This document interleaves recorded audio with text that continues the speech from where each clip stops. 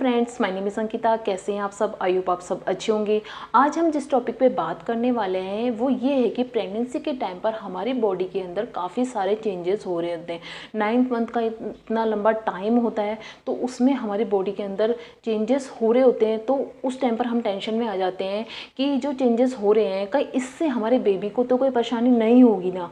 तो हमारे माइंड में एक सवाल आता है कि क्या हमारी जो प्रेगनेंसी है वो क्या स्वस्थ है क्या। तो हम इस टेंशन में डॉक्टर से भी पूछते हैं कि ऐसा क्यों हो रहा है, इस टाइम पर हमें क्या करना चाहिए। तो आज हम इस टॉपिक पे जानेंगे और मैं आप लोगों के साथ शेयर भी करूंगी कि मुझे क्या क्या परेशानी हुई थी उस टाइम पर, मैंने क्या होम रेमेडीज़ अपनाई थी, मुझे डॉक्टर ने क्या क्या बताया था। तो इस वीडियो के अंदर मैं आप लोगों को 9 लक्षणों के बारे में बताऊंगी जो कि लेडीज़ के साथ अक्सर होते ही हैं। तो उन लक्षणों को जानकर आपको घबराना बिल्कुल भी नहीं है कि ऐसा हो रहा है तो क्या हमारे बेबी को कोई परेशानी हो रही है क्या। ठीक है, तो आइए हम ज़्यादा टाइम वेस्ट ना करते हुए अपना वीडियो स्टार्ट करते हैं। तो फर्स्ट सिम्टम की अगर हम बात करें तो प्रेगनेंसी के टाइम पर वॉमिटिंग होना, मॉर्निंग सिकनेस होना क्या नॉर्मल है क्या?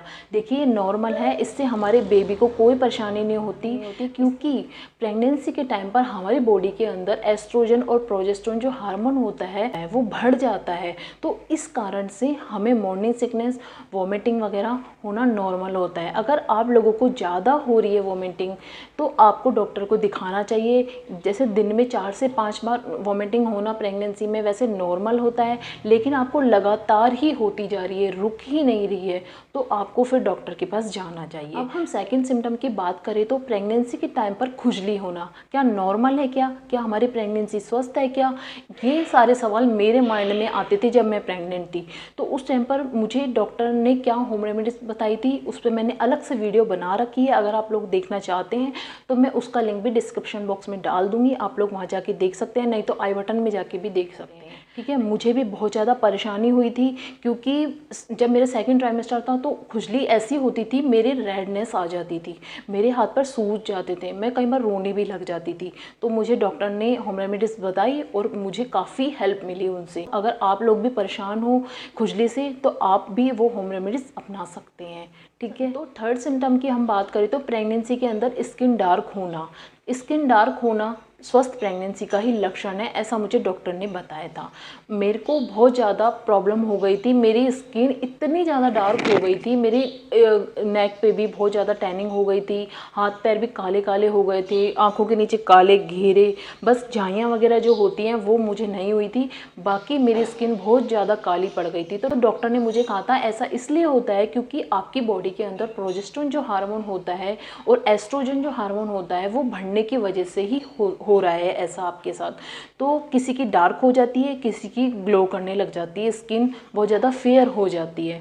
तो इसमें आपको टेंशन नहीं लेना है, आपकी स्वस्थ प्रेगनेंसी का ही ये एक लक्षण है कि आपकी प्रेगनेंसी बिल्कुल स्वस्थ है। फोर्थ सिम्टम की अगर हम बात करें तो प्रेगनेंसी के टाइम पर हेयर ग्रोथ होना, ज़्यादा फेस पे बाल लंबे लंबे हो जाना, पिंपल्स हो जाना, जो कि मेरे साथ हुआ था। पिंपल्स बहुत ज़्यादा हो गए थे, हेयर ग्रोथ तो नहीं बढ़ी थी पर मेरे को पिंपल्स बहुत ज़्यादा हो गए थे। मैं बहुत ज़्यादा इस चीज़ को लेके भी परेशान रहती थी और मेरी डॉक्टर इतनी अच्छी थी कि उनसे मैं आधी रात को भी कोई बात पूछती थी ना तो मुझे बहुत अच्छे से वो बताती थी, हमेशा अच्छे से मुझसे बात करती थी।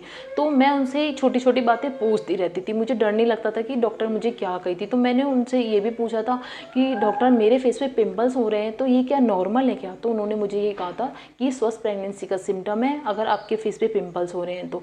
पर अगर आपको ज़्यादा परेशानी हो रही है तो आप फेस पे कोई होम रेमेडीज़ आप ट्राई कर सकते हैं, उससे आपको काफ़ी आराम मिलेगा। तो मैंने उस टाइम पर भी होम रेमेडीज़ अपनाई थी, ऐसा कोई ज़्यादा वो नहीं करा था मैंने होम रेमेडीज़ में। मैं बस यही है कि कुछ जैसे नॉर्मल सा कुछ हल्दी वगैरह लगा ली घोल के, थोड़ी सी हल्दी लगा दी यहाँ पे डॉट डॉट करके, तो यही मैं अपनाती थी, जो कि आप लोग भी ट्राई कर सकते हैं अगर आपका प्रेगनेंसी का टाइम चल रहा है तो।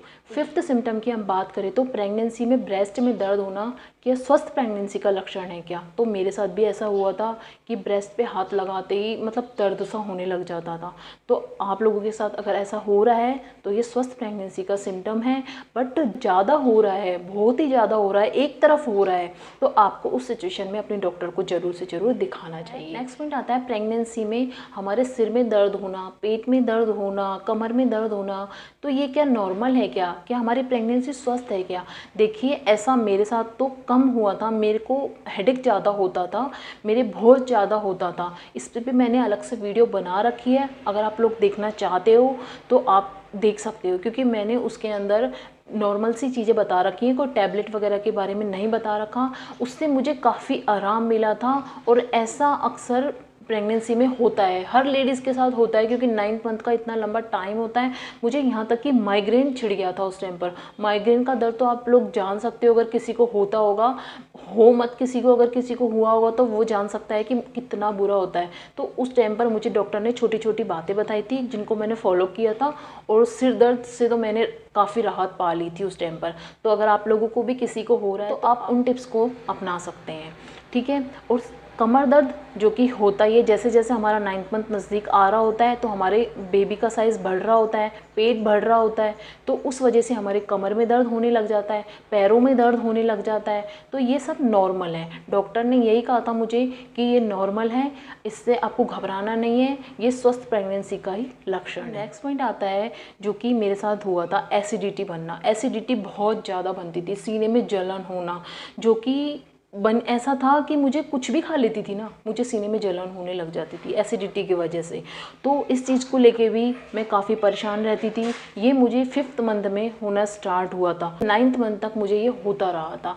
तो ऐसे में डॉक्टर ने मुझे यही कहा था कि आप खाना थोड़ा अच्छे से चबा चबा के खाइए, कुछ भी खा रहे हो तो खाने के बाद थोड़ा सा टहलिए, बैठे मत रहिए। उन्होंने मुझे यही कहा था। पर मैंने उनसे ये पूछा था कि मेरी प्रेगनेंसी तो स्वस्थ है ना, तो उन्होंने मुझे कहा था ये स्वस्थ प्रेगनेंसी का ही सिम्टम है अगर आपको ये हो रहा है, क्योंकि आपका बेबी भी बढ़ रहा होता है उस टाइम पर, तो बेबी जगह ज़्यादा ले लेता है और हमारा खाना अच्छे से पच नहीं पाता, तो इसी वजह से हमें एसिडिटी होती है, जलन होती है। लास्ट पॉइंट आता है प्रेगनेंसी में वाइट डिस्चार्ज होना क्या नॉर्मल है क्या? देखिए, वाइट डिस्चार्ज होना नॉर्मल है, लेकिन अगर आपको येलो, पिंक, ब्राउन डिस्चार्ज हो रहा है, कोई स्मेल आ रही है उसके अंदर, तो आपको डॉक्टर को ज़रूर से ज़रूर दिखाना है। वाइट डिस्चार्ज तो अक्सर होता है, मुझे भी हुआ था, और मैंने भी डॉक्टर से पूछा था तो उन्होंने यही कहा था ये नॉर्मल है, इससे आपको कोई परेशानी नहीं होगी, ना ही आपके बेबी को परेशानी होगी। तो ये भी एक स्वस्थ प्रेगनेंसी का ही लक्षण। नेक्स्ट और लास्ट पॉइंट आता है प्रेगनेंसी के टाइम पर पैरों में सूजन होना क्या नॉर्मल है क्या? क्योंकि ये जो होता है वो 7वें, 8वें, 9वें महीने में होता है, क्योंकि उस टाइम पर हमारा बेबी अच्छे से बढ़ रहा होता है, बड़ा हो जाता है बेबी बहुत ज़्यादा,